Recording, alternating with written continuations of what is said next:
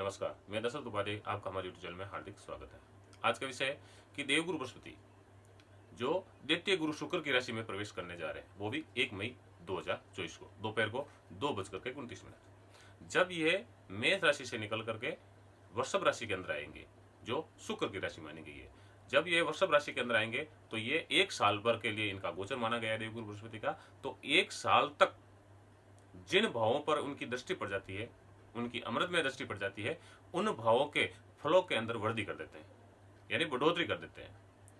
अब अगर आपकी कुंडली के अंदर देवगुरु बृहस्पति की जो स्थिति है वो अगर मजबूत है, कहीं वो नीच तो नहीं है, कहीं वो अस्त तो नहीं है, तो अगर ऐसी स्थिति है तो आपकी कुंडली सरल हो सकती है। यानी आपको देवगुरु बृहस्पति है, जितना दे सके उतना आपको देगा।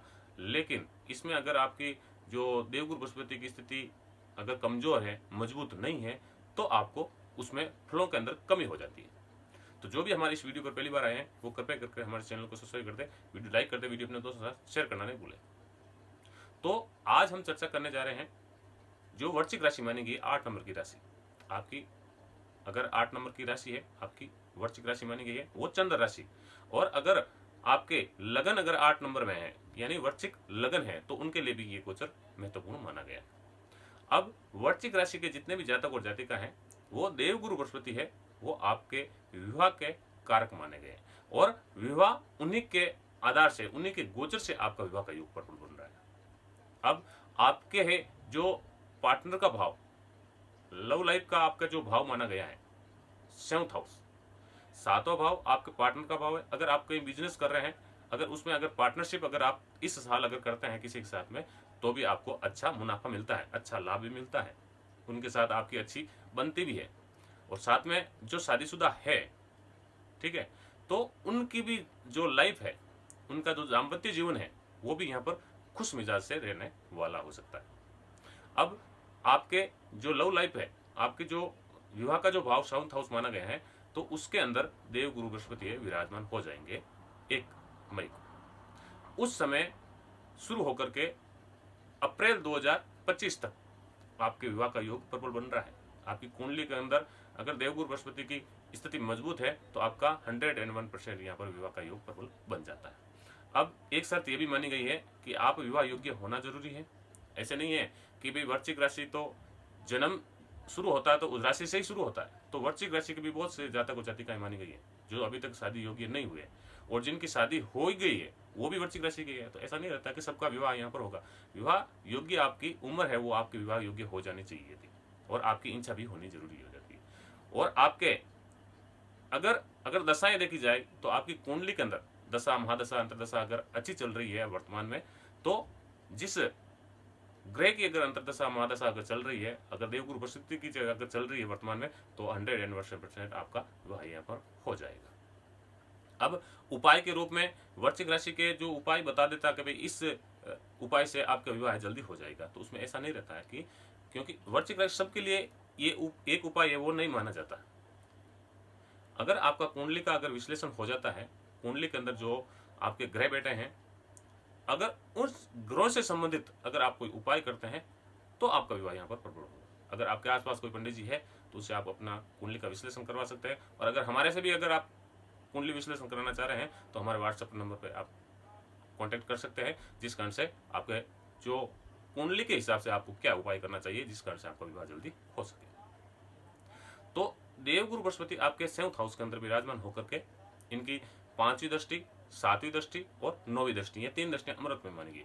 तो 5वीं दृष्टि और 7वीं दृष्टि आपके वृश्चिक राशि पर या वृश्चिक लगन पर ही पड़ रही है, जिस कारण से विवाह का योग तो प्रबल बन रहा है। और 5वीं और 9वीं ये 2 दृष्टियां और भी है जो आपके धन भाव को और लाभ भाव पर पड़ रही है। धन भाव और लाभ भाव, आपको व्यापार में, बिजनेस में आपको मुनाफा होगा, उसमें आप अच्छी खासी बचत भी कर सकेंगे।